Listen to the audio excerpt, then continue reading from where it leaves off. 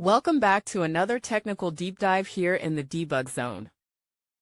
Today we're tackling a big question and breaking it down with insights from other users. Hopefully this clears up some misconceptions and helps you get the answer you need. So buckle up, stay a little curious, and let's jump right in.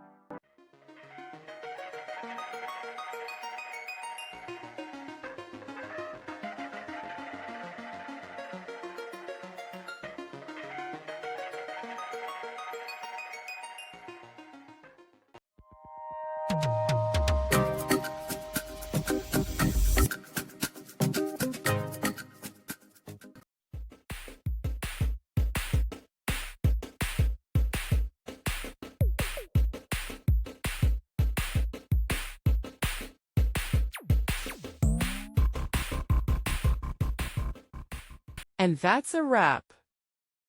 I hope you found the answer you were looking for.